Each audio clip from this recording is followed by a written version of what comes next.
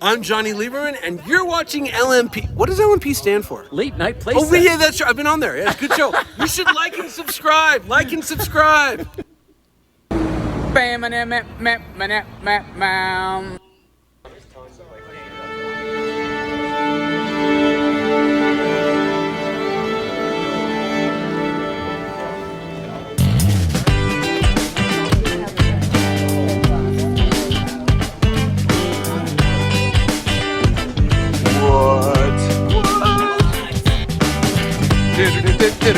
You trimmed your beard. You look great. And you did a shave. Everybody looks great.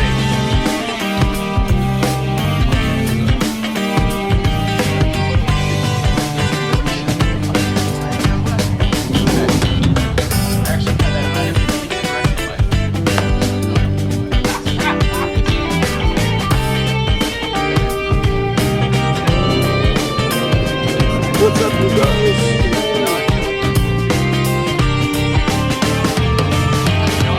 Kurt must be here.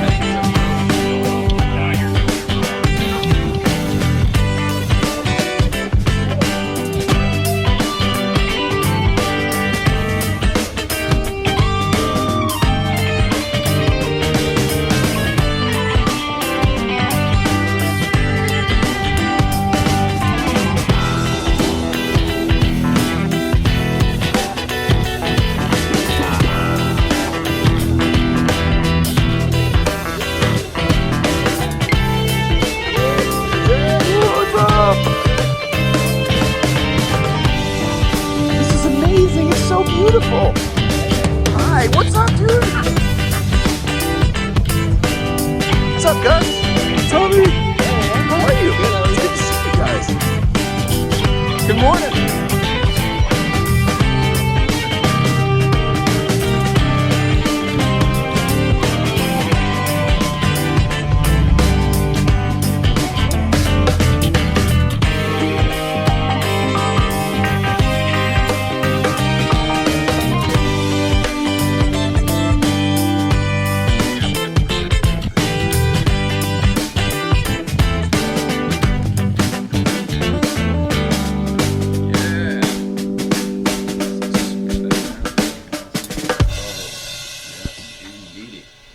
I just realized I'll give our guest a monitor just so he knows what the hell is going on.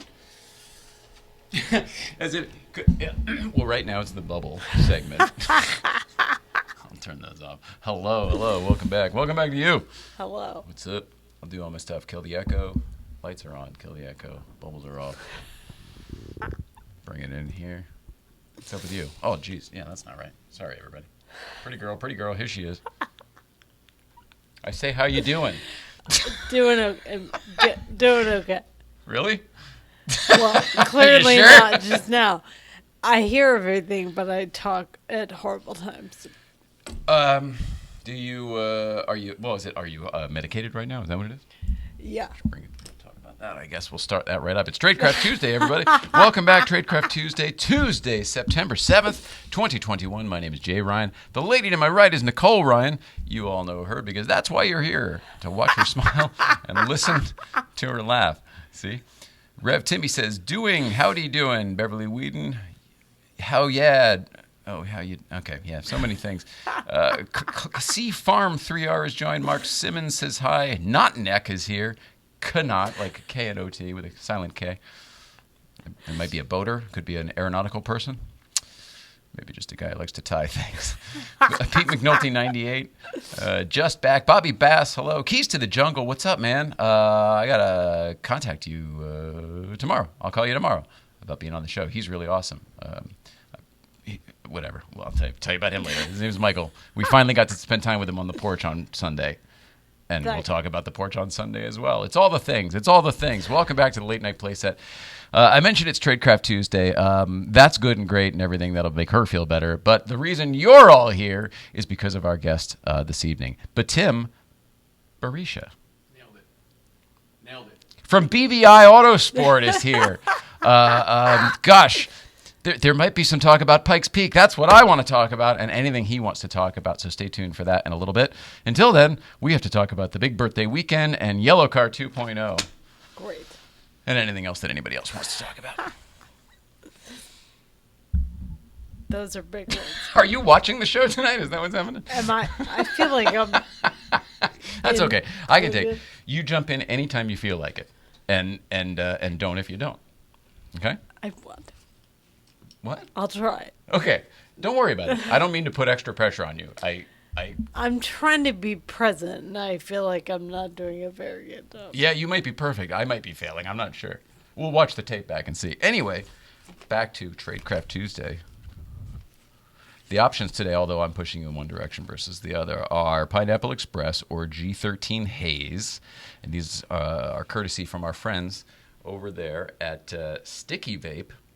And there it is. Yeah, they're back there. Let me get this out of the way. There it is. They're back there. Oh, look at that. Dual Shift moved in over there as well. You might notice. That's our apparel company as well. Well, not our apparel company. It's an apparel company who does the GVBC stuff. But that's back down there by Sticky Vape. Courtesy of our friends at Tradecraft Farms and Sticky Vape. I'm giving you the government G13 Haze. Okay? That's what I was going to say. That's what I wanted to see what happens. I want to see what happens on that. I want to see if you get nutty. I want to see if you turn into an alien. I don't know. We can watch what happens. Enjoy. Oh, I don't tell you this. I don't like this right now. Okay. I don't mean to sound ungrateful. Of course, I am very grateful. But they have changed. They've changed their packaging and their branding. This all is the same type of package, but the branding's different. This seems to be a different type of package. That's not a big deal. Okay. Let's not freak out. Let's not jump to conclusions. Maybe we're okay here. Oh, it's what I thought. Okay. No big deal. More than one way to skin a... That's something to think about. I mean, luckily here I have these pencils. What if you were somewhere without one? Oh, you know what? I guess maybe you use your old pen to push the new one out. You could always do that if you're chain penning. Anyway, here's the G13 for you. Thanks. And for anyone else who is tuning in for the first time, or for anyone who's tuning in for the first time, Nicole has multiple sclerosis. And this is genuine medicine for her. You can't see it at home, but she can't even really walk into the studio. You come in with a walker, and then we take the walker out of the shot, and then we do a little show, and then we cut the cameras, and then I go get the walker, and then we go, and then you can get out of here. I'm just a really decent-looking prop that can Very sit decent. upright.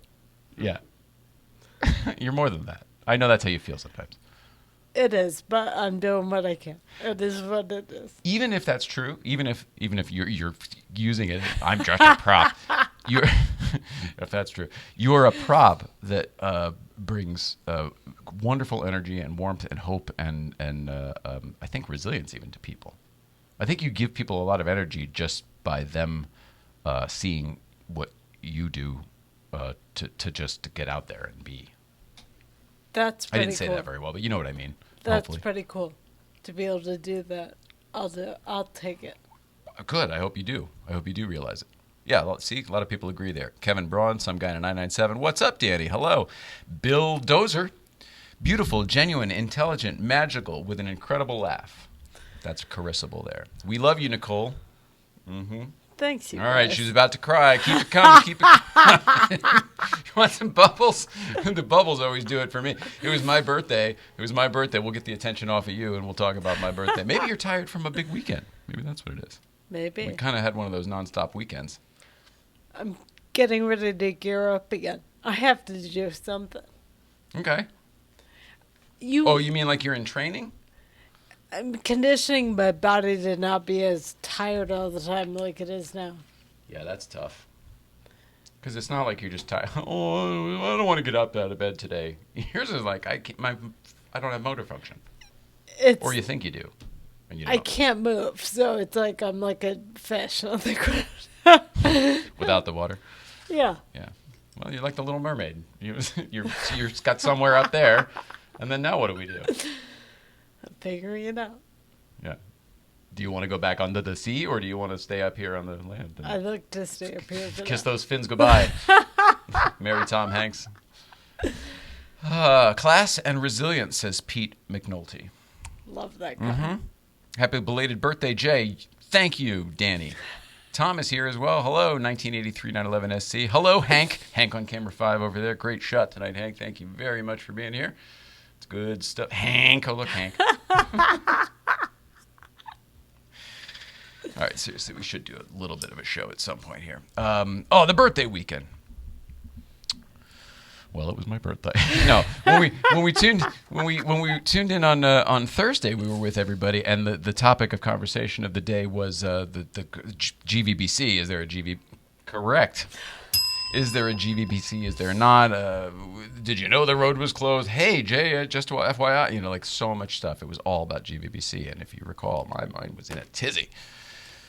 Well, once that blew over by simply us going to, not having an official GVBC, but people who wanted to go for a ride went for a ride, and people who found each other. I mean, it was just like how Breakfast Club started, folks, and very, very easy. A lot of people were like, "Oh, how come you didn't post? And you put all the pictures." And I'm like, "Well, it would be irresponsible to say, hey, yeah, this one road is okay, and everybody should come up it. Like, if you want to do that, fine. But I'm not going to be the guy who's like, all right, 100 people, let's go right after me."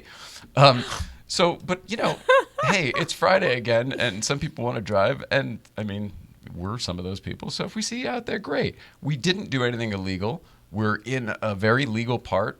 We waved to our usual guys as they went by on the plows and whatevers. That's right, the plows and whatevers. Everybody knows what I'm talking about. Universal sign.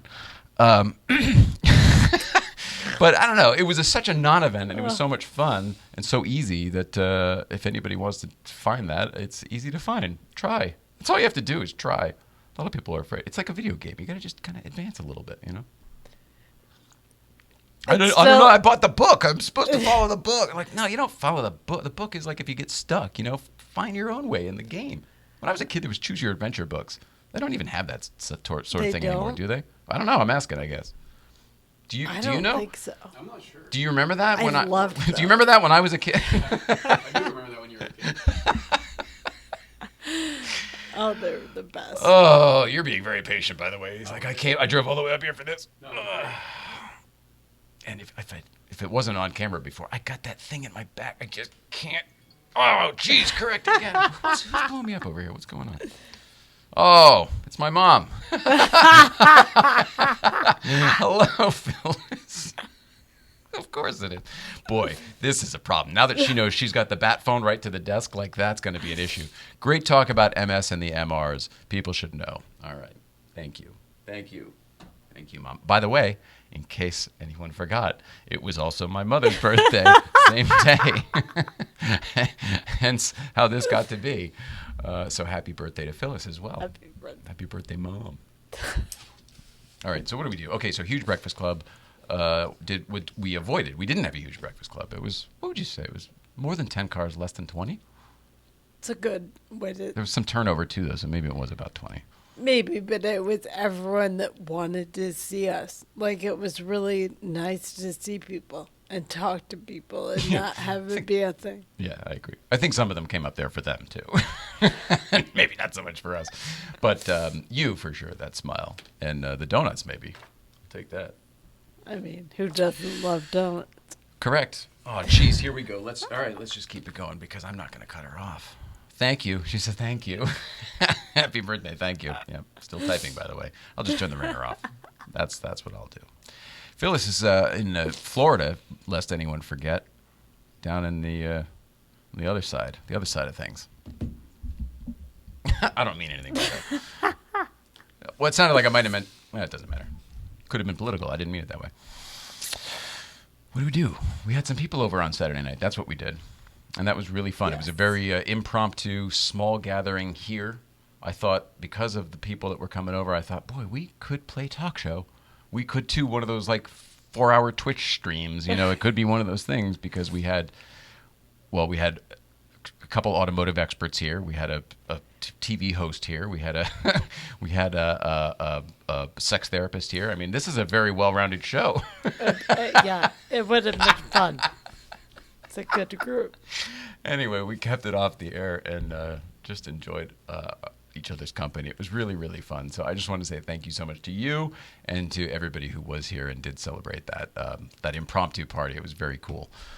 It wasn't a surprise because I accidentally did it for myself. A couple was coming over, and then it was like, well, it's my birthday weekend, and somebody else was like, well, we were supposed to do it. One thing led to another, and someone was like, well, I'm going to be up that way. So thanks to everybody. I, if you remember on Thursday, this is kind of the first birthday in my entire life that I've kind of let myself enjoy. So I did. I went all out. It was fun. Good. By all out. Ordered a cake off of Amazon and we watched a movie. It was a blast. But thank you to everybody. Oh, and I was inundated from all of the social media and text and email and all of the other stuff with people with beautiful birthday messages and really, really nice things to say about me that I'm like, they don't know me at all. So, gosh, it just really warmed my heart. That's really nice. Enough about that. Yellowcar 2.0, that's the big news. Tomorrow's the day. Finally, after months and months and months, Yay. Yellowcar 2.0 will finally be in effect. We have been collecting parts thanks to wonderful sponsors, and I'm going to go down the list, I assure you. The Michelin tires, thank you, Michelin USA. The Bilstein coilovers, thank you, Bilstein US. There's more. FD Motorsports, thank you for the exhaust. Thank you to IPD Plenums for the GT3 auto body and the plenum setup and that whole apparatus.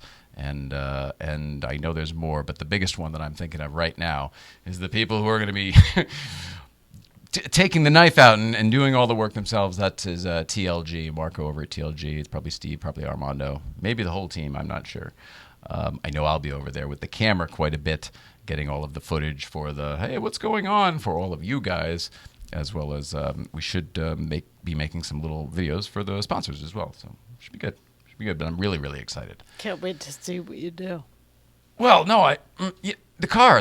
It's all about the car. I'm really excited for that. I can't wait Stop to putting see. pressure on me. Gee whiz. I don't mean that. I can't wait to see what it looks like. You're wonderfully supportive. You really are. I realized the timing of me to be specific. I was like, why are you doing that right now? I apologize. I love you.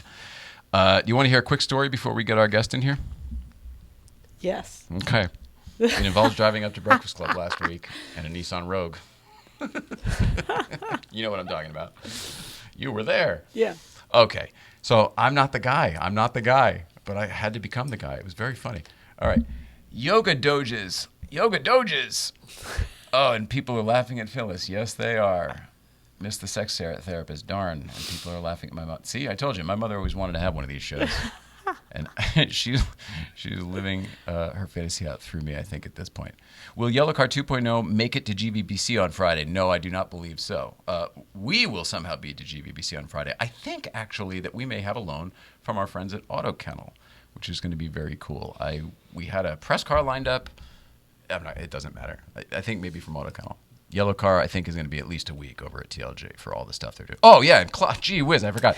ACECO, lightweight flywheel, and Sachs Racing clutch kit. ACECO?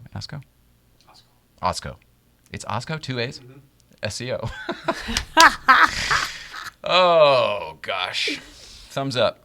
Yeah, Project SSGT3. Welcome.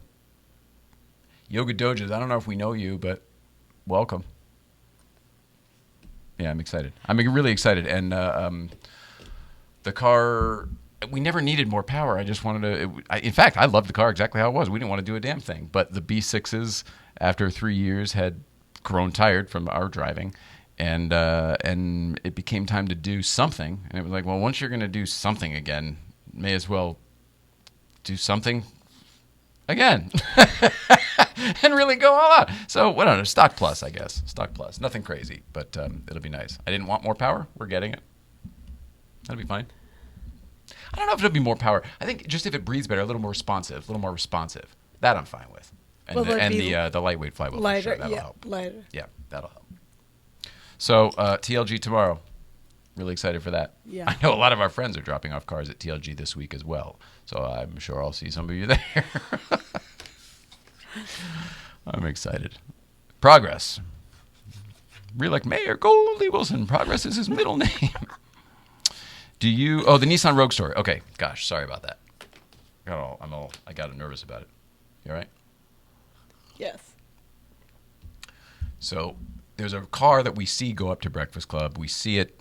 I've seen it for years. I don't know who she is, but there's a woman in Nissan Rogue, and we came upon her the other day on our way up to Breakfast Club. Now, keep in mind, we're in a car that's riding on the springs. We are not racing around this car. We're limping it around. We're only going to 2 places, Fridays and Sundays, because I know how to navigate every little groove on the way to both of those places. I don't know any other way to say it, but we're not acting out.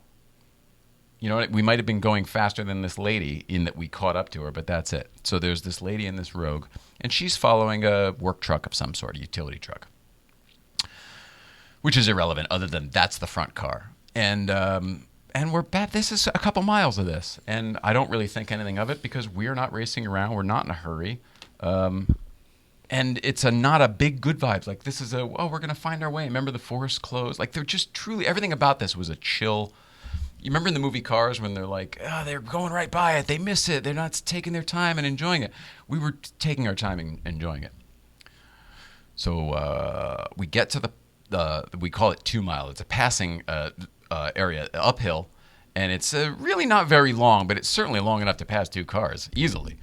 And this lady in the Nissan Rogue has taken it upon herself, unbeknownst to me, that she's going to self-police the situation. I guess she thinks I'm going to freak out and blow everybody's doors off or something. I don't know what she thought. But she did the move where she very slowly paced the all right, I'm sorry. I'm going out of order here because I'm starting to get stressed out. The slow truck pulled over to the right lane, as he should. And then the Rogue very slowly creeps up so as to block both lanes. So I can't now pass legally. I would have to go over the doubles if I'm going to. I don't generally do that anyway, and that's a really bad place to do it if you're ever, don't do it there ever because it's blind the other way. And a lot of people drift over the line anyway there, so it's really, really bad. Sorry. Reverend J preaching for the crest. Yeah, I heard it. I'm sorry.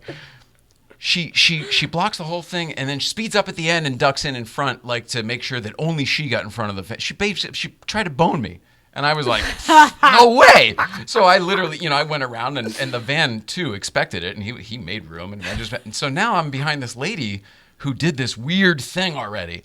And then there are a couple spots where I am comfortable passing, where, like Magnus gets in trouble for like crossing the yellow and people give him shit about it. There are places where, I'm not condoning it. I'm not saying anyone should do it, but I'm saying that I have done it. And there were a couple places where I intended to do it. And she did a little of this action, like goaltending.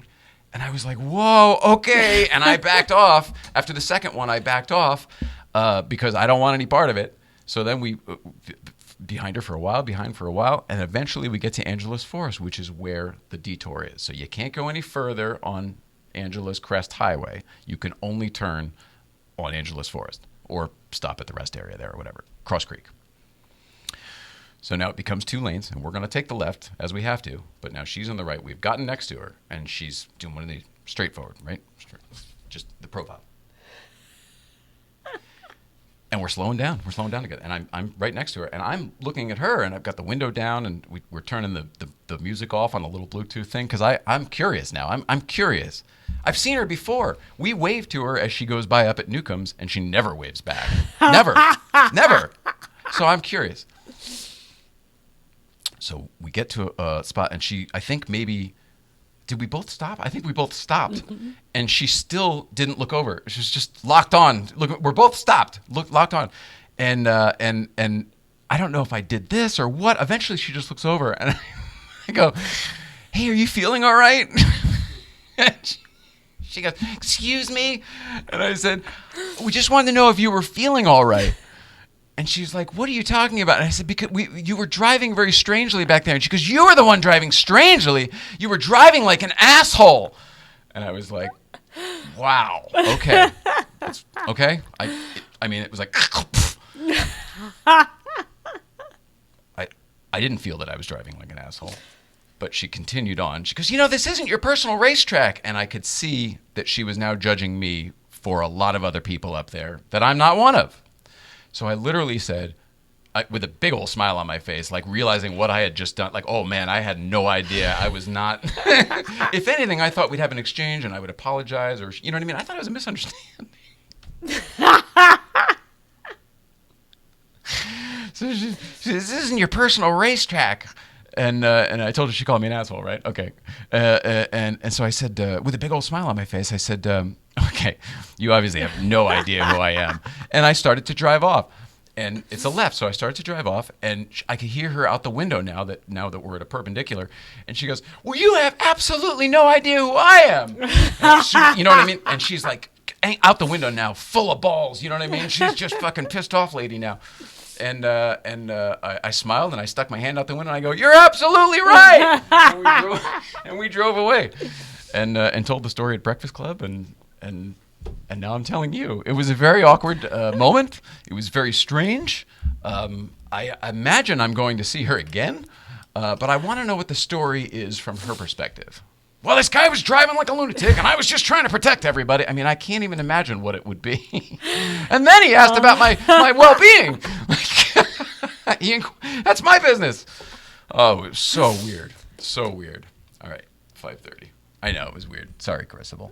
Sorry. A-hole, Smart Money Steve. A-hole, wow. I know, it was funny. Her car is her personality, Rogue. Yeah, nice. Very good. It wasn't that bad. It was just very bad. Are you feeling all right? Yeah, they already. Very good. Apparently, they approve how I handle this situation. Good. All right. East Coast feeds. We'll do that on Thursday. I want to get our guest in here. That is enough of that. GVBC, let me tell you about that real quick. Do some commercials, and then we will get Betim in here. Zwart is here. Hello, Jeff Zwart. And you probably know that guy over there then, too. They know each other from the mountain and from Porsche stuff. I figured. Oh, okay. You're not really. Okay. I'll be right back. I'm going to, what am I going to do? I'm going to get this GVBC stuff.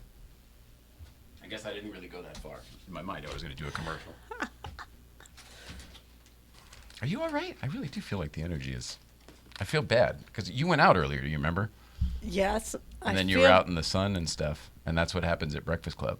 And then I go, "Ooh, yeah, it's time to get you home." I'm tired, but I feel okay. Yeah. And I hate that I'm not. No, I think you are. Exuding. I think I'm very sensitive to how you normally are, and your barometer is just. I'm a little more mellow, but I'm trying to lean into that to conserve as I go. Okay. Anyway, head on over to Dual Shift and check out the GVBC stuff. Officially, GVBC will be back in a few weeks. But if you want to feel like you're there, like a champ, grab yourself a T-shirt. The 111 is available from Dual Shift as well. Light gray and dark gray, I believe. The hats, sticker packs, pins, etc. What are you laughing at over there? Yo. Oh, I see.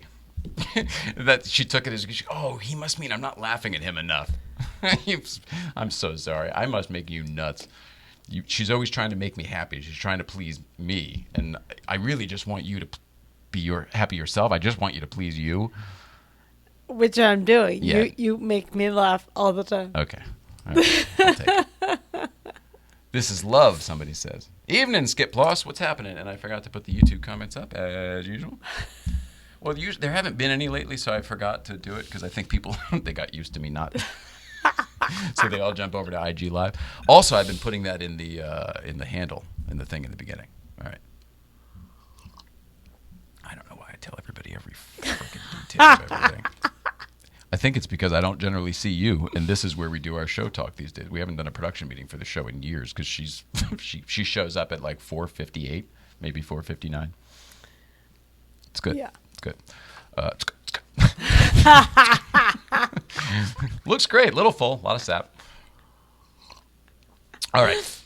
They say all that separates men and boys is the coverage for their toys. St. Clair Insurance is coverage for your toys. As a matter of fact, Jeff St. Clair says hello to you, sir. He says he spent some time with you up on the mountain up at Pike's Peak. Yeah. Okay. I have a business card here from Jeff St. Clair, and there was a line I really liked. We shop the top providers so that you get the best coverage. I know. That's already his.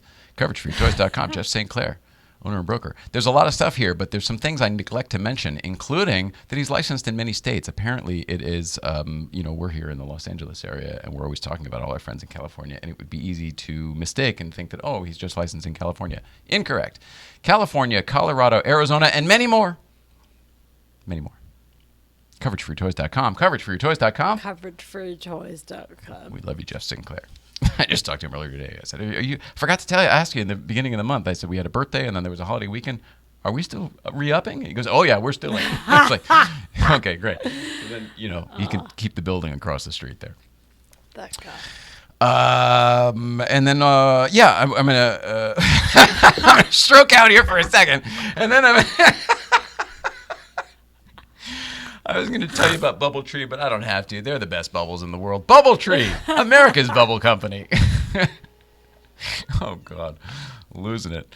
This was a long weekend. Oh, I know what it is. Partially, also, my head has not been 100% since Saturday night because I had a little bit of Mrs. Ryan's medicine. We don't drink anymore, and I'll have these little pens. You know, I'll have that, which it's like microdosing, I think.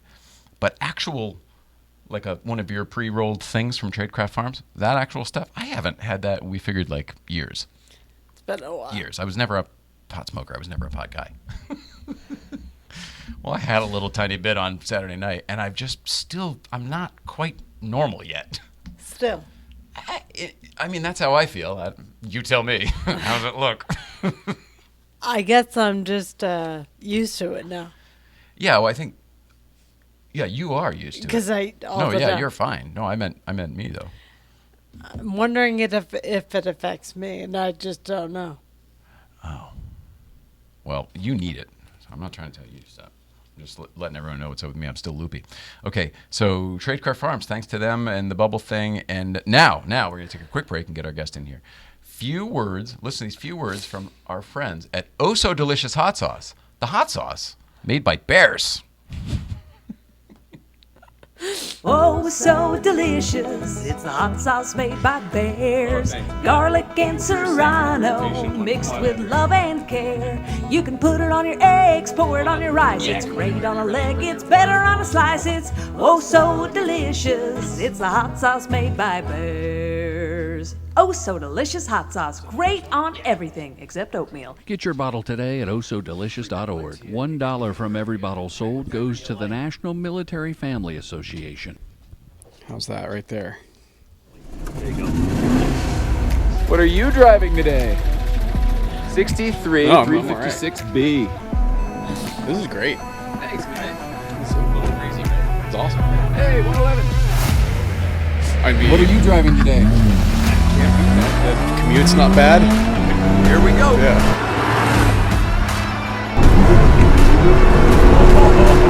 Oh, this is fun, David. Thumbs up for sure. This just proves that you don't have to go fast to have fun. You don't have to go fast. Can you see my smile already? Hats and shirts. We re-upped our deal. Okay, I'm impressed. I felt bad coming empty-handed. My car's gonna feel slow as balls after this, I'll tell you that. Pedal down! Yeah, baby!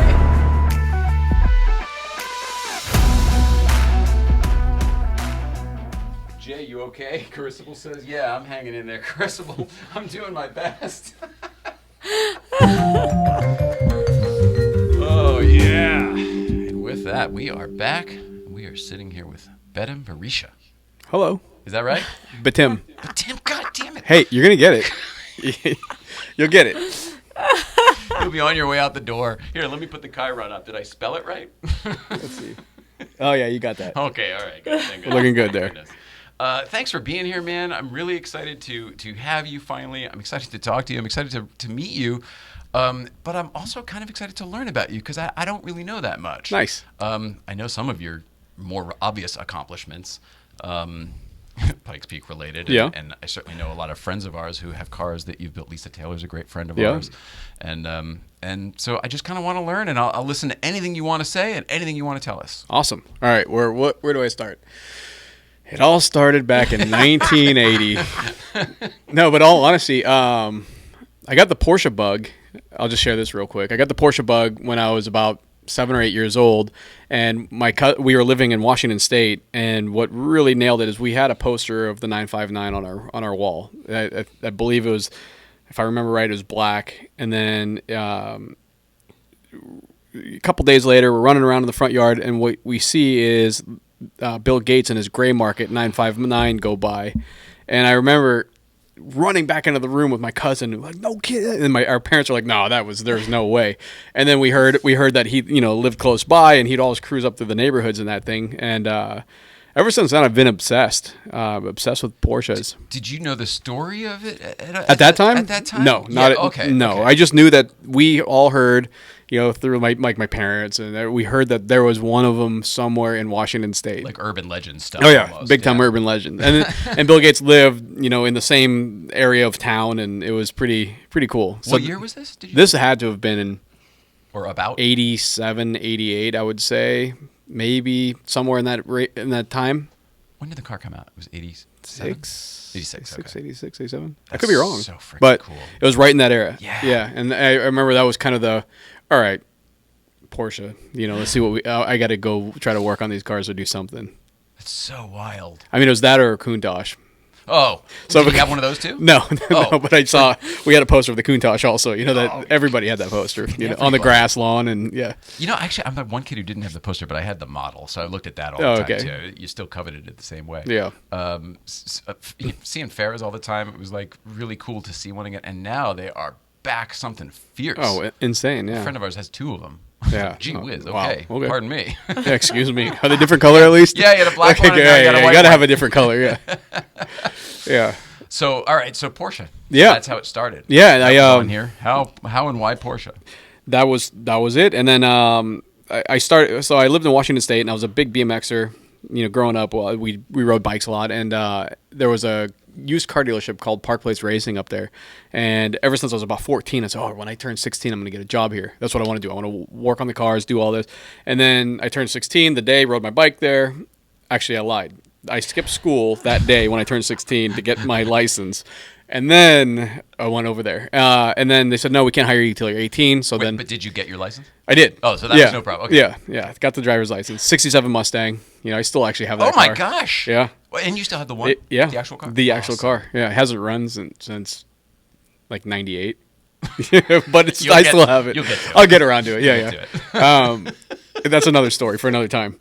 And I ended up finally, let's fast forward. I worked at a Ford dealership, and then by the time I turned 18, I started working there, being a lot guy. And there was a race shop in the back called Ford All Motorsport, and he had a 993 RSR, female-run team or female-owned team, and Randy Popes was driving for them. And so this would have been in 1998, 99, and when it ended up. So the 993 is the current Porsche. Yeah, so they're running. They're running a current Porsche.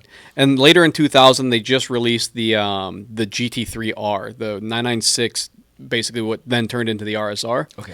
And I remember running against that car in Mid Ohio, and I was just washing the car and cleaning it and cleaning the wheels and running around. I actually had an opportunity to change tires during a pit stop because the tire changer got sick In the race? during the race. Oh, that's so we sick. trained till.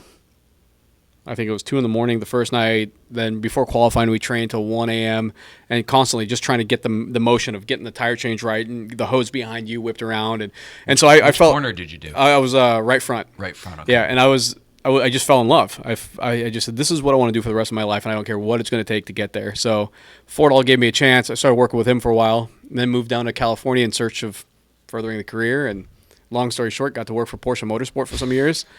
And then Eric Skirman says hello and that you're a good egg, by the way. Oh, I just talked to him earlier thanks, today, Eric. too. Yeah, nice.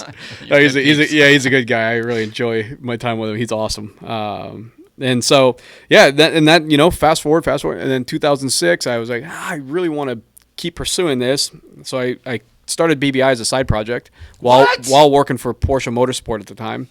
And that ended up, What, just moonlighting? Like weekends? Yeah. I rented guys come over? Really, I mean, honestly. So when I was working for Porsche Motorsport, I was traveling a lot. So all of the Grand Am and American Le Mans races and some of the World Challenge. So it was about 36 weekends a year out on the road. Mm-hmm. And I got to the point where I was like, well, I have no time at home. So I left there full time, but I only did the contract work for race support.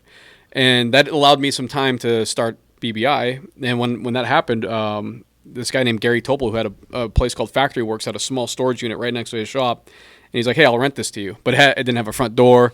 It didn't have power. It didn't have a bathroom, no phone lines, nothing. It's just literally a storage unit with square footage. I still actually have the padlock that I used to get into my building. And actually, my wife and I were just driving by there. I saw it again the other day. It's pretty cool. They actually cut a door in, so now it's official. But you'd get a job and you'd do the lights, and then all right. I did this. I did some engine work for a company out of the Bay Area, and then that I was able to afford a lift, and then just kept going, going, and then keep throwing it back into the business. 100%, yeah. And so that's how that spawned. And then fast forward, here I am sitting with you guys. So how long from beginning till now? Unofficially, I always say I started BBI the summer of 2006. Because I had to live in my Volkswagen during the time because all the money was going there. And then really we incorporated the company in 2008. And there's a guy named Joey Seeley who does emotion engineering. He was my partner at the time. Wow. So he came in full time. And then Jared, our buddy, who right now is battling leukemia, but he's getting through it. He's doing good, but he still works for BBI even to this day. But he came on early in 2008. 2007, 2008. So really, I left Porsche Motorsport full time and just said, I got to a point where I was like, here we are. I can either do motorsport or I can do BBI, but I have to pick which lane to go in so I can focus, right? And so ended up just taking a risk and doing BBI, and here we are. Well, it seems to have worked out. It's kind of. I mean, we're getting there. I have to assume you have achieved some of your goals. Yes, yeah, and then some. No, it's been incredible. The people, the team, everybody who has been involved all the way through and is currently involved now is just, absolutely instrumental to any forward motion that we've ever had. So it's pretty neat to be. I'll say it's neat to be a part of it. Is that how you feel still? Kind of, that yeah. You're part of the team. Yeah, awesome. And part of this thing takes on a life of its own, and you have wildly talented people who have their own ideas on how certain things should go, and you just follow it, and that you go off in here and you do this, and it's pretty neat. Yeah. Yeah. All right. Well, Pike's Peak this year. Yeah. Good showing. Thank you. Yes. Congratulations. I'll tell you what, it was one of the hardest, one of the biggest challenges we've ever had as a company, I think, and the team and the people. We didn't do as well as we wanted due to we broke a lot of parts in pre-testing. We ran out of parts because we broke so many. At the track out there, and I felt a little bit underprepared, but the team persevered. I mean, there were nights where we didn't sleep. I don't think 2 of the nights. And then speaking of Jeff Swart, he would every day would come and check on us. He was, "Are you guys okay? Because you don't look okay." And we just kept pushing. And there was a time on Friday where, well, actually 3 times that entire weekend, we're like, should we just pack up? I mean, is there? Really, you were considering that? I don't really. Just talking, just throwing it. Honestly, in my head, I didn't ask any of the guys, but I just thought, I was like, I don't see, with the amount of resources we have and the time we have, I didn't. And it's, when you're in the heat of it, I was like, I don't know if I see the actual solution here. I don't know if we can get it done. And with the whole group getting together and ideas here and hard work here, and and everybody helping out, including the community with Porsche of Colorado Springs and all of our partners, they all really banded together and just said, no, we're gonna get this done. Friday, Thursday was qualifying. We did pretty well, and we're like, all right, we're back in the game. We had a bad qualifying in TA1 due to weather, and open class with Lucy. That's that's Lisa's car. Yeah. Lisa and Tom's car. We had a great showing there, and then with Tanner Faust in the GT4, he did well. That guy's just surgical. He's a machine. Well. Yeah, he did all right. He carved his way up there. Yeah, he set a qualifying record. Just saying. So he so that kind of elevated everybody's spirits. That was Thursday. Friday, we finally sorted out Lucy, and that's Tom and Lisa's car. We finally sorted that car out and got the rear end under us, and finally put some laps down. And we ended up breaking a pulley right before the finish line of that sector, and we killed our qualifying time without being out of the throttle. So we're like, all right, we're onto something here, and that's when. But then we broke a pulley, so we had to then had a mechanical. So Skermans was out there. I was like, hey, you got to come to the shop. We got to talk. We pulled the back of the car apart, pulled the engine apart. It's Friday afternoon. I called Dimitri, who's basically my right hand guy at BBI. Called him up. He's on his way out. Goes to Porsche Motorsport. They actually take an engine apart. They give us the part before it was going to go to the dyno, and then he hops on an airplane, flies it out, so he could be there Saturday morning. We could put it together so we can make the race Friday or Sunday. But here's the trick: you have to be up and pitted by, I think it's 6 p.m. Saturday. Because of the one-wayness of the Correct. road? Yeah. So you have a allotted time where you set your pits up, you set them up, you leave the cars there. Because the access road becomes the racetrack. There's no two ways about it. Yeah, because that way up is the access road. So if you can imagine racing up and down Angels Crest Highway, right? They shut it down, and when we practice in the morning, we're waking up at 2 a.m. We're getting to the mountain. It's about an hour drive from the shop that we meet at to the mountain, and we ended up. They shut the road down because it's not open to the public till 9 a.m. anyways.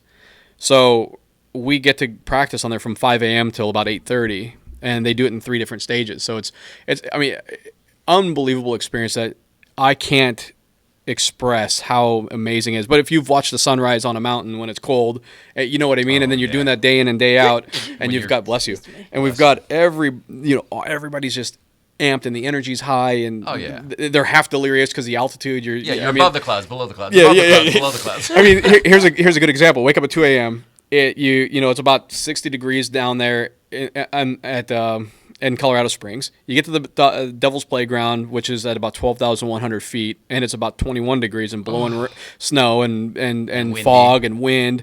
And then you finish up at about 8:30, put the car in the trailer, drive back down. By the time you get there at 11 to eat breakfast, it's 90 degrees. So you've had a 60, the temperature swings alone, and then watching the crew deal with the altitude and the hustle and the unloading and loading and unloading and loading and get back to the shop. It's an absolute barrage of insanity to all your senses. But it's my favorite thing to do. Yeah. It is my favorite part of the year, and everybody thinks I'm mental because it's 2.5, 3 months, 4 months, 5 months of just mayhem because you're trying to create something to work in a ever-changing environment with the bumps at the top of the hill. They are serious. They're always changing. The undulations change because of the frost heaves. Depending on how warm it was at night and the morning and the season before. That's where Randy went off last year. Correct. Right? Yeah. I believe so. Correct. Yeah. It's easy to go off there because you want to charge that area, but some of the times you're getting into a break zone and you're just skipping across. And do you only know that from that morning's testing? Because does change? It doesn't change day to day that tremendously, but season does, yeah. And then every single year I've been there, everybody says a few things, and actually Jeff coined this. I could have done better in qualifying. I didn't have as much grip during the race day, and the third one was, man, the bumps are way worse than last year. Every time. Nobody says, the bumps are a little better. You don't get that. Doesn't work the other way. No. They have to flatten it out. Yeah. And then the mountain does it again. Mm-hmm. Oh, man. No, so is there any kind of advice? Like, I think of Cam Ingram. Yeah. It was a dream of his to get out there and do this, right? Let me tell you, that was a lot of fun to watch him. There you go. Yeah. Please. And the way he did it, he's not much of a racer, or he is now. He wasn't then. He didn't enter it like that, but he was disciplined. He didn't have the experience on the track. He conditioned mentally and physically. He exercised a lot, and he got it. He tightened up his diet. I think what Jeff told me was he ran about 2,000 track miles in that car to get used to it before the event. So now the car is, extension of you, right? Attached, yeah. Because if you think about it, can you imagine having to learn the environment that quickly, and you only have about 4 runs per day per section? The car and the environment? No. Yeah. And so he scratched a few of those things off the list. He didn't put a wheel wrong. And I think that was from an aspirational, I wish I could go do that at some point. Watching that was pretty exciting, because it showed that you can, if you want to and you have the means, you can condition, you can follow some steps. And the way Porsche Motorsport and Jeff put that program together, it really does help you compartmentalize the sections and what you're doing instead of just getting this. Have you ever been to a new track for the first time and you're trying to, where are the flag stations, where are my turn-in points, where are the brake zones, and people are fast. Apexes, everything is a pain. Yeah. Oh, by the way, the 1,000-foot cliff, and then so what they do such an amazing job, and I would recommend that class to anybody who can do it. With that GT4 class is that they help almost condition you to run your sections, and then the next day they're like, okay, we're going to go a little bit quicker, and then when you start stitching it together, it all makes sense. And you get the flow. You don't get that overwhelming feeling all the time. Oh God. I mean, can you imagine entering, like, let's say we build you a car. You're like, yeah, we're going to take old Yellow up there. Yeah. Yellowcar up there. Yeah, piece of cake. Yeah, but let's put the helmet on and go. Well, that's... I mean, I know that car so well, and theoretically I will know the new version of it so Yeah. well that, like, oh, that is something I could do competitively? Oh, man, I don't know. Yeah, imagine going 10-10. So that's why I won't ever do it. I'll build the cars, but I don't think I have what it takes to go get a result. So I don't know. Well, maybe because you don't necessarily want to that bad, like Cam did. He wanted this his whole life. Yes. You know? Yeah. And me, I'm more of a constructor builder. I get the pleasure out of, really, what can I do in the car? And if I had to divide my bandwidth up into build and then drive, one of them are going to. You only have 100%, right? It's just like a tire in a car when you're driving. Yes. You can't go wide open throttle into a brake zone and then start turning the wheel. You're like, well, you turn the wheel, throttle's got to come up, or your brakes, you only get 100%. Yeah, you only get 100%. So every time you try to go 110, 115, 120%, things happen. So I recognize something fails. You or the car, something fails. Yeah. Well, that's interesting because, I mean, everything you said about the conditioning and everything says that you could do it if you ever wanted to. Yeah, maybe, but I honestly think what Cam did is the only way to do it. And if you're really going to get after it, I shouldn't say that, but how Cam did it, I think is if you read it in a book, he did it. Yeah. So that's the way. I think it's pretty neat to watch, and to get a result like that, this first time out, I mean, it's freaking unheard of. Yeah, the guy's a machine. I think it's pretty incredible. That's so cool. Yeah. All right. So what is coming up for you? Like, what are you working on now? I've never seen anything not happening with BBI. Somebody's always doing something. So we're constantly pushing. We're constantly trying to learn, trying to figure out which direction to go from a focus standpoint, because once the shop's moving pretty well now, and we've really started to develop our dealer alternative service side, so we're starting to get a lot of, it's funny to see Cayennes and Macans and Panameras in for basic service and tires, but I enjoy it, and it is kind of a gateway. People say, well, what are you building over there? Well, don't worry about it. As a GT3R with 1,100 horsepower, but and anything in between. Well, and it's a little bit of bill paying in the meantime, right? Absolutely, I mean, that's can be bread and butter while you're doing all of these other passion projects, right? Right. Yeah. So I have to reduce the passion projects, increase some bread and butter, and we're doing that with parts also. We're getting a lot of shops, local and nationally, and actually globally, carrying some of our products. Our suspension. I was going to say, if you need some control arms, I might know somebody. Oh, no kidding. While you're doing those dampers from Bilstein. I was going to suggest a couple things like rear toe links and potentially maybe tear it up and see if they can send some drop links if you don't already have some. So when they do the corner balance and alignment, you can unload the sway bars and zero them out. That would be swell. Yeah, all that stuff makes a difference. That side of things, the back half roll bars that we do, or the harness bars. And I'm open to anything. Marco is open to anything, by all means. By the way, Marco, he's my guy. You too? I Nice. like Marco a lot. He's awesome, man. But come on home to TLG. Once we found that shop, it was just like coming home. That's it. it. Just like coming home. Yeah. Just bringing the car. The car's happier when it goes. It's like having a pet that's happy to go to the vet. Yeah. It's like, oh, what are we going to the TLG? Oh yeah, zoom on over there, because that's more like the pet going to like the dog park. Yeah, or something. yeah. That's like the dog park. Treat. Yeah. We're going on the boat. Yeah. Exactly. Yeah. This is about you, but very open to any connections you can make. Awesome. So thank you so much. Very good. But how did we get to that? How did that generous offer come out of nowhere? You were asking what's next. So what's next? We're already working on Pike's Peak for next year because it's the 100-year anniversary, and I'm not going to be. Oh shit! Yep. So it's going to be huge. But yeah, and I'm not going to be a ding dong. And so this last year in 2021, I thought that we gave ourselves enough time. Wrong. So we were back into this. It's almost like it's embarrassing to say. It's like a BBI shuffle. It's like we're working late nights, and it's like this struggle bus that it's just relentless. And so this year, I'm not. People always say, "Oh, you start planning the next day after." I actually set up meetings and started planning, putting a plan into place and budgets and getting that all done. You don't sleep in one day, my God. Oh, I mean, kind of. Yeah. But but I have to get ahead of it this year because I don't want to repeat the same struggles because the crew doesn't deserve it either. It's just too much, and it pushed us everyone pretty hard, but everybody persevered and did an amazing job. But I think it was a little too much. So are you working on, can you say the same teams? Are they different? Are you allowed to say? I can't say yet. Okay. Until we get everything dialed in. Sure.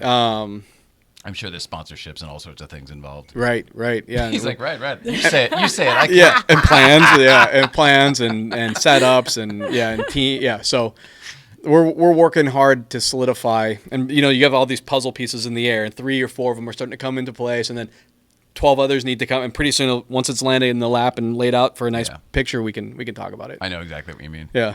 Once the gravity's strong enough that everything attracts. Yeah. It's Iron Giant, right? That's it's it. Like once everything. Yeah. It's just a bunch of dust particles floating around until it, Oh, we're all stardust, man. That's it. What is your daily driver? Well, funny you should ask. Oh. It's actually a good story. Oh. So it's an 81 SE. Oh, cool. It's brown on brown and brown. And this was actually the very first 911 I ever got to work on when I was probably this was the late 90s, early 2000s. And it's my buddy ended up buying it when I still lived in Seattle and then ended up selling it. I moved down here, fast forward 10 or 15 years. He ends up finding the car again. I'm like, oh, no way, you got brownie. Because it's brown on brown on brown on brown on brown. It's pretty neat. Brown Recaros, everything. And the paint's checked. It's horrible. It's but my dog jumps in the car with me. I don't care about that. Yeah, stuff. no, I know. Utilitarian, baby. Yep. And so I go, Johnny, if you ever sell this thing, I'm buying it. And he was like, oh, I'm never selling it. But anyways, so okay, he calls me maybe. Thanks, Johnny. Yeah, calls me 5 or 6 months later, and he says, I actually have an opportunity to buy something else that I really want. I am selling it. So I'm like, money's a little tight right now. I don't know. And he's like, all right, it's never the right time, is it? It's never the right time. So you know what he does? He sends it on a truck from Seattle down here. The car shows up. He goes, all right, just. It's yours. We'll figure it out. Yeah. He's like, all right, send me some money. We'll figure it out. So we figured it out, and he basically forced me into it, and which is great. And I love the car. Yeah, it's great. I love the thing. So cool. So how long ago was that? This is almost 7-8 months now. 7-8 months that you've had it. Mm-hmm. But it's the first Porsche you ever worked on. Yes. That's amazing. So it's basically like, how I said I have my 67 Mustang still, very nostalgic. That one, I remember putting Coney yellows in the back of this brown 911 and my boss yelling at me at the time that because I was doing it in the worst. Keep in mind, I was cleaning the shop at the time and he gave me a chance to work on a car. He's like, all right, what can you screw up with rear shocks? Then I ended up making an exhaust for it like 2 years later. And I just had some history in that car. And I thought it was really cool that he was able to find it. Yeah. Yeah. That's ridiculous. Now I'm going to keep it forever. And my wife said that my wife, she's nice, very nice. She said because I've been enamored with 3 events in North America or United States. It was Pike's Peak that Zwart got me there, and I got to experience through his eyes and under his care when he took us there. Baja 1000. Which I got to co-drive in 2006, and we crashed really badly, so that was horrible, but it was neat. And Bonneville, Salt Flats. Whoa! So we started talking. I said, that's kind of like the to me, and 3 events that are globally recognized that are wildly challenging, and the thought process of each one of those and the challenges they have are quite different to anything that I've ever experienced, like in endurance racing. Yeah. The challenges of mobile pits in Baja and trying to logistically coordinate. You're going to go 1,000 off-road miles, and you're going to have to kind of figure out how to keep the car moving the whole way through. That's insane. That's bananas to me. And no, these are all nuts, though. You chose cowboy events. Yes, these are all cowboy. These are all you have to. They're like roughneck events. But don't you think these are like?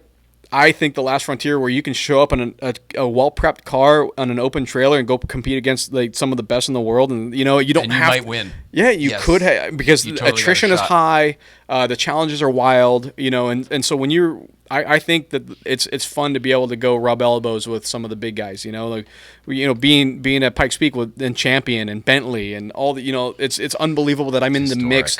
Yeah, that to me is incredible. To be in that peer group, it's so good. So then you have Bonneville, which is just this black art of of an event that I just started obsessing and researching it more and more and more. So I want to take the Salt Flats. Remember the world's fastest Indian? Remember that Yeah. that's out there. That's at Bonneville. Oh, I cried in that movie. Oh, me too. Yeah, so, Which part?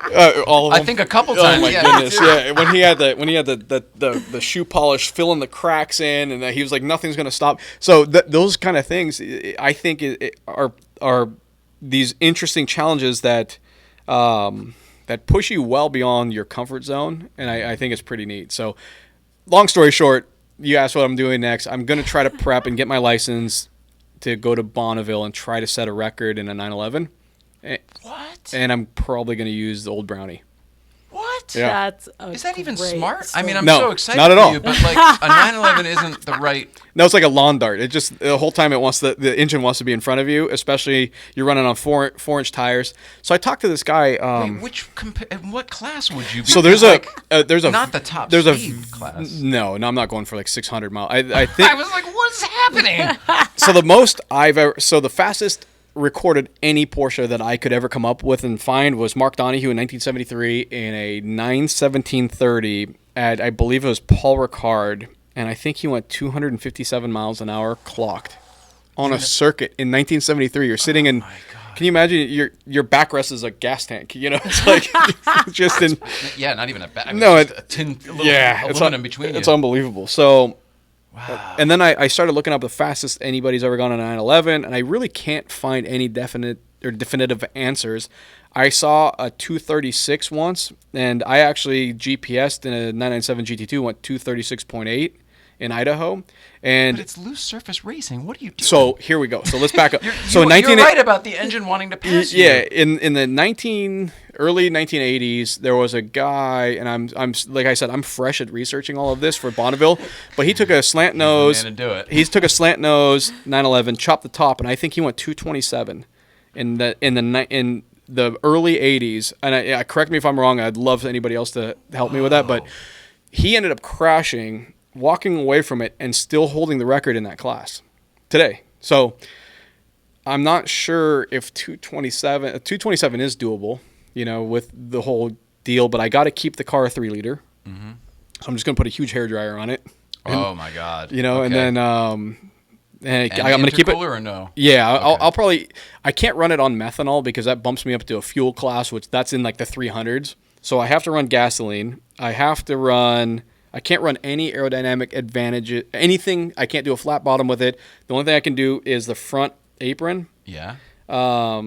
And because either there was a rule change after that because he chopped the top, I can't do that. And really you can do a front spoiler and apron. You can change some ride heights, and I have to run the stock, whatever spoiler was offered in 81, like on a turbo. I can run a turbo rear. So I'm just going to. So you can maybe do a T-tray. A Carrera is probably not enough, but a T-tray. Yeah, because I have the Carrera whale tail on there now, and I think so. We're going to 3D scan the car, run it through the Sims, and see what we got to do. But I just think that'd be so cool. The 911s are pretty flat bottom. Yeah, they're anyway. great. I think it's totally flat. Aside from the engine in the back, I think they are a pretty good weapon to do this with. And if you can play with the chin, that's kind of where you need to play with it Mm-hmm. on that car. Just keep the nose down. Mm-hmm. You don't need to worry about the back. The Yep. back's just going to try to pass you. Yeah, That's about it. All you want, that back starts passing, you just want to pull the chute to straighten you back out. That's a great idea. Yeah. So I was watching some drag racing, and these guys, they're running 8th mile drag racing, and they're running almost 3,000 horsepower, and they're using their chute to straighten the car out after they lock the converter and go full boost, because the car just starts spinning up and goes completely sideways, crossing the line. And then they pull the chute while it's still wide open to straighten the car. Because it's only 8th of a mile, they're crossing the line while the chute pops, probably. Yeah. Oh my God, these guys are nuts. So those guys are nuts. You're not. He's Pike's Peak, Baja, and Bonneville. Yeah, well, He's we're gonna go to Bonneville. So I think I ordered the rule book, just came in 2 days ago or Friday. So I'm laying the class out. I'm gonna enter the car. I'm gonna go through the licensing process, and maybe it takes 2 years. Start building the brown car, but unfortunately once you build it to that spec, it's not really a street car anymore, because the cage, it's not just like an FIA GT3 cage, it's one of these that wrap around you, and so exactly right. Yeah. Right, like a funny car. Right. What I mean, why would you do that to this car? It's special to me, and that's a special event. And Yeah. Oh, interesting. In my mind, you wouldn't be able to be your car how it's special anymore, but it doesn't matter because it would be this award-winning thing doing something that you always... Or at least trying. Even if I go out there and go 70 miles an hour, bucket list, show up to Bonneville, the Salt Flats, you know... I didn't mean even that you won it. I mean just that you ran it. Just that this car ran it, to me is... Yeah, that to me is something I think I'd like to do with my car. I'm a Rocky 1 kind of guy. Yeah. I did it. Yeah. With the distance, you know what I mean? Yeah. Well, that's amazing. Congratulations just for simply announcing that you're taking that on. I mean, that's a feat, man. It's going to be my little side project that I hope I don't wrap too many BBI people in because they're always trying to shove me away from, like, just I could easily see it taking over. Yeah, I know. I know. But especially if other people got involved, they're like, oh, well, that's kind of an interesting prospect you got there. Yeah, we'll see what happens. I mean, down to like, I'm having to research tires and I'm looking at. Are you shaving them like well, what's his name did in the movie? Honestly, like everybody, well, duh, they're skinnies. But then you're like, oh, well, how fast can you run on a front tire from a drag car? Oh, and Goodyear makes a 28-inch. And then I'm like, I think I can gear the car, the 5-speed, to go 240 with the 28. You know, that's like all that kind of weird stuff that I'm sure. What's the distance you have to get to your top speed? You have short course and long course. Short's 5 miles. And then you want to do on the 5 mile, and then long is 7. So you can have tall gearing. You're going to need it. Everybody has tall gearing, but you don't have to get going too fast. You got plenty of runoff. No, and it's a different challenge. I mean, we've built 911s to go 210 miles an hour in the half mile in 13 seconds, and so that's and even when you look in the in-car... Really? You build drag cars, too? They're not really drag cars. They're like more airstrip stuff, you know? But, oh, yeah. Well, okay. Fair enough. Yeah, but that's just more or less we do that as an exercise to help develop our engine program further. You know, if... Oh. It's R&D. Yep. Hard ons and offs kind of thing? Yeah, well, 1,800 horsepower out of a 3.8 liter.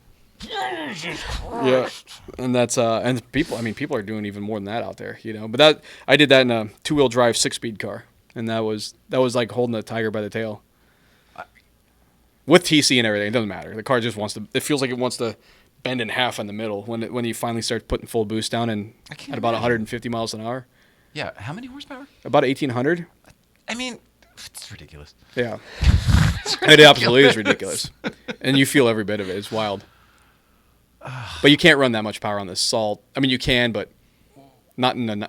You know. Yeah. Yeah. It's all. I don't know. It's all the playing with the little clicks. Now that it's a computer, you're just moving the clicks around, right? Yeah. You have aerodynamic drag. You have lift versus downforce versus drag versus mechanical grip. I don't know. Where do you think your weakest link is going to be? Where do you think your Achilles heel is? Because in my mind it was going to be traction, but now I'm thinking maybe it's aero, but maybe it is traction. All of it. So if you really think about it, it's going to be the short wheelbase because that won't lend itself well for stability. No, everything else they do is a goddamn long. Can you like a Jay Leno car? Everything else. You know? Yeah. So stability, I think, is going to be hard. So that's why I want to just creep up on it and just see what it's like. I'm so curious. If it doesn't make sense, I'm out. You know, I won't push that platform. And if I want to go 270 something, or what was the record, 250, 257? I don't think I can do it in a class that I could compete well in. I'm sure we could lengthen the wheelbase and mid-engine it. And I was going to ask you, would you make a car? Would you build a car for it in the future? Ever? Yeah, but that to me is getting away from a little bit away from the original spirit of it. Yeah, because then you're just a Porsche powered something, which is still cool. I actually fully agree with this mentality. Yeah. I fully agree with it. I just like to Porsche. What I love so much about just maybe not the brand, but like a 911 is how robust they are. And you see the Safari cars, you see Dakar, you see what TJ did with his Baja, you see Singer. You know, TJ's car is unbelievable. That's my, okay, I'm going to sell everything and maybe I can buy a corner or a fender or something like that. But that thing is incredible. Every time I look at it, I'm like, well, that would break. And then he'll do some video of it flying through the air and landing on whatever I thought would break. And I'm like, it is so fiercely capable, it's sick. And landing sideways on one wheel and just rolling through it. Yeah, because the car is capable, and then also he fucking knows how to drive. Yeah, and my language. And if he's building it, it ain't breaking. Right. Yeah, he knows what he's doing. Right. Yeah, that's pretty cool. You know, but you look at the vastness. We're running at Le Mans, or you're running Daytona. We're doing some half-mile stuff with 911s, or a few people are. It's just you can almost pick anything you want to do in a 911 and kind of go do it and do it well. You just have to tweak it a little. Yeah, I agree with that. It's the one car to do it all for It really sure. is, you know? I know. Jack Olson did that video way back when, but I subscribe to that logic 100%. We What do. Yeah, I agree. It was our fourth car when we got our yellow car, and it's our only car now. That's awesome. It is literally our Yeah. daily driver, and it goes to Home Depot if I have to, or grocery store, whatever. That's awesome. Yeah, that's the way to do it. Do you do that stuff in the brown car? Oh yeah, Go to- I've got a do your errands? beach towel on the passenger seat. My dog comes with me everywhere. and- Perfect. yeah, To me, that's what those cars are about, especially the older ones. yeah. They're great. I mean, we had a 992 Carrera S shop car, and we went and tracked it, and all my buddies got to drive it, and my wife and I took it up to Laguna Seca, drove it all day, and then drove it back home, and it was fast, it was fun, but I don't know It does a lot for you, doesn't it? Yeah, You're really removed in it. Yeah, but the SC, I mean, I get beat by minivans off the line, because it's wildly Old slow. minivans. but Old it's- minivans. Yeah, but it's not. But it's not that. It's just there's an experience there. The sound of it. You 100%. don't have to be 10 tenths to like feel that you're actually driving something. It talks back to you. It's funky. You nail an on ramp every once in a while, and you're just like, oh, this is the It's alive. essence. And then you start thinking about, imagine what they felt like back in the mid 80s at Le Mans in one of these things, or and like even back further, the 60s and the 70s, and just sawing at the wheel and just sitting on the rear. It's pretty cool. I mean, the newer cars are great. I love them. They're wildly quick and capable, like the 991s and 992s. But I think they're getting, and people are going to hate me for this, but getting easy to drive, to knock a lap time out at Big Willow, and I had my son's. I don't think anybody would disagree with you. No, okay, good. But my business is really focused around the late model stuff, but my heart's always been with the air cooled cars. Yeah. Well, I mean, it's understandable. Yeah. You get connected. You're alive. Yeah. Those cars are alive, in my opinion. Yeah, they've got soul, that's for sure. What do you do for fun? Probably don't have any spare time? Nothing. Really?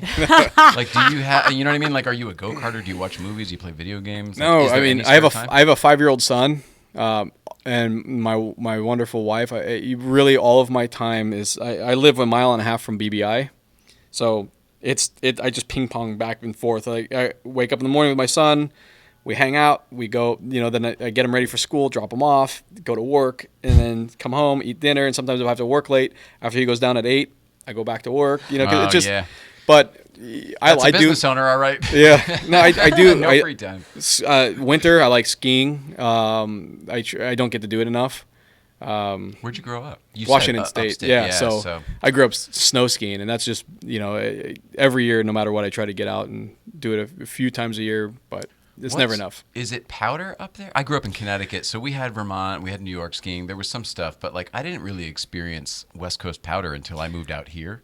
Well, so we called it West Coast cement because it looked like powder. That's what we had up north. Yeah. It was all wet. That's what we had up north. Yeah, it looked too. like powder. You're like, oh, and we called it powder, but it was heavy. It's not until you go to like Idaho or Montana or Jackson Hole or even central Canada, that you really actually, oh my, you can, and the Yeah, that was Mammoth for me. Mammoth Mammoth gets cold. It's nice. Yeah. So we learned how to ski in gnarly wet conditions. Mm-hmm. It was great. So you though. probably know how to ski better because it was gnarly and you got really hurt if you if you went down. Or you snag a tip and yeah.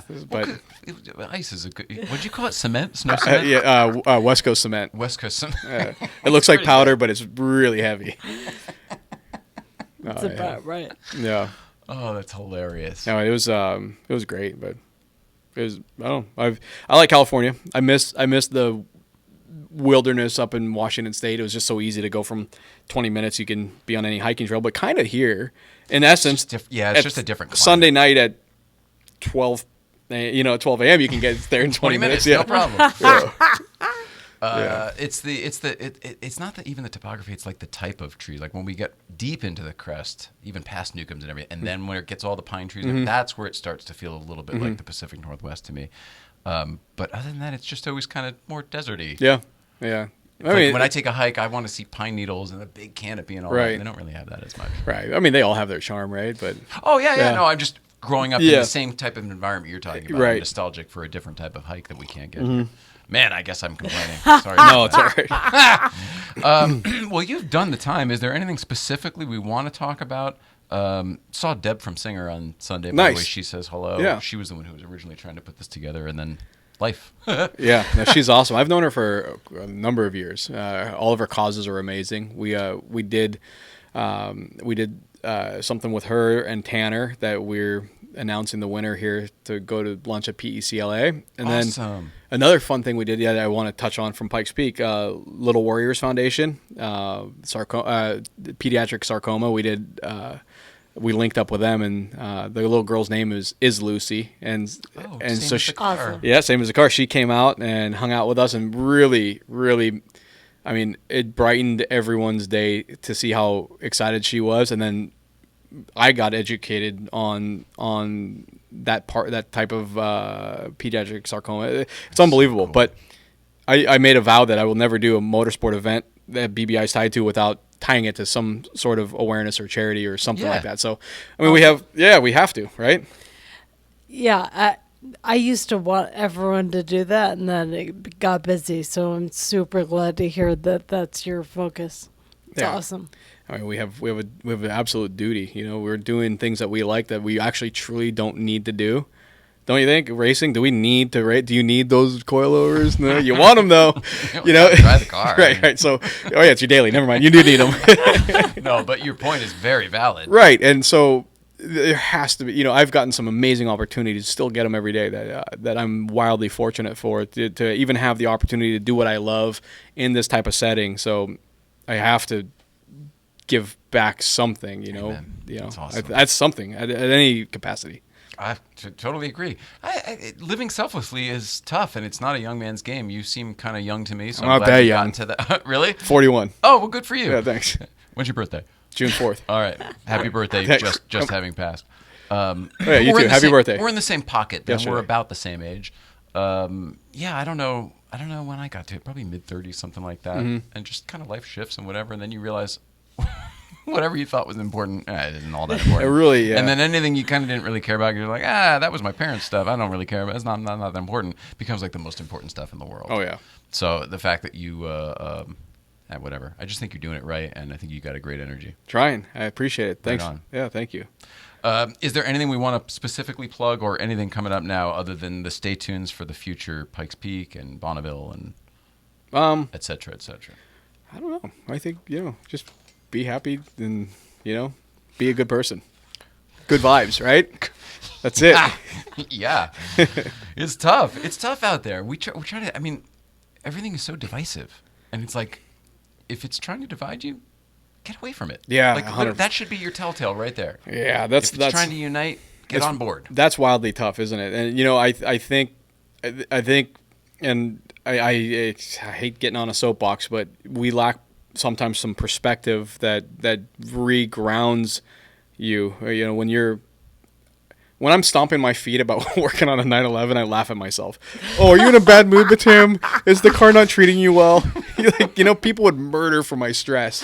And I have to keep reminding myself that, and that's actually helped me tremendously in the last couple of years, because I started really getting on a lot of stress. I have the family and the business and the people and this and that, and I was like, am I really? You start to turn on yourself with kind all of that pressure. Yeah, kind of, and you have to kind of look in yourself, kind of reconcile what you're truly kind of feeling, and just say, you know what, I am doing what I love. I'm lucky. I don't want to squander this opportunity and I'm going to sit here and be stressed out. Come on. I mean, it's stressful. No, I don't get me wrong. And everything's relative, right? So, somebody spills coffee at a diner, and, that's stressful, right? So everybody kind of deals with it in that relativity, but the perspective. Nothing gets me going more than coffee at a diner. Yeah, but, or, you could be stressed out with MS, right? Or, that does happen. Yeah. That's a real one. Or the pediatric sarcoma. Everyone has their stuff. Right. And so just to be grateful for what it is you do have and what you are going, that's the only thing I can. Gratitude goes along. Gratitude. Yeah. No, you're preaching the right shit, man. Yeah. So that's what I'm trying to say. Whatever you're tuned into is the same thing we are. So awesome. Nice to be on the same team. Yes, absolutely. Yeah. bringing me to my point, though. We got to team up. We got to join up. We can't divide. Yeah. Nothing's gonna get accomplished that way. Absolutely. Other than a big old civil war, and I'm not having it. All right, let's go down the list here. We talked about GVBC. We did the commercials. We had our guest in here, Betim. Thank yous and follows. I don't know which camera it is. How do we, wherever the red light is? What is your? How do people follow you? Follow BBI Autosport on Instagram and Facebook. Me, Betim Berisha on Instagram. And yeah, that's Is it. there a YouTube too? Do you guys? Oh, we do have a YouTube channel Yeah, I as think well, so. BBI Autosport. We gotta work on that one. We all do. Yeah, we gotta get.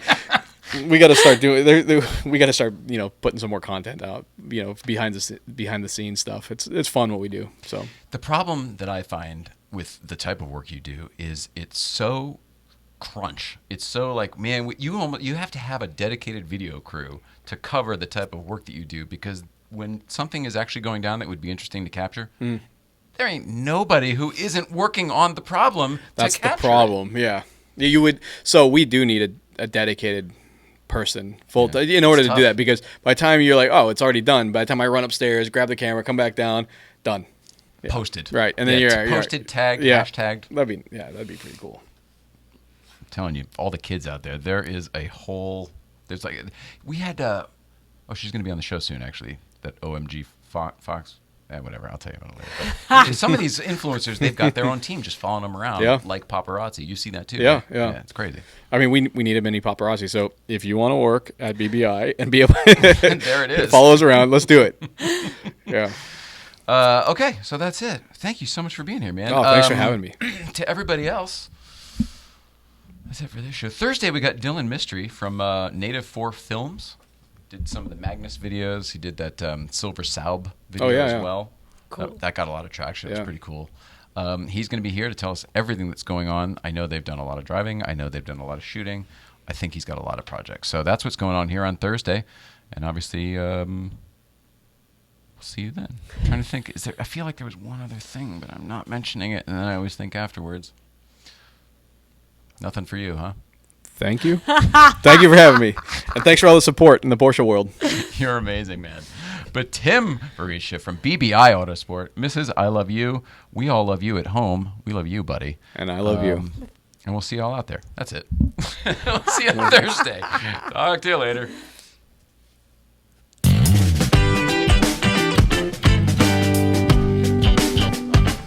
Nice. I was hoping to get the bubbles.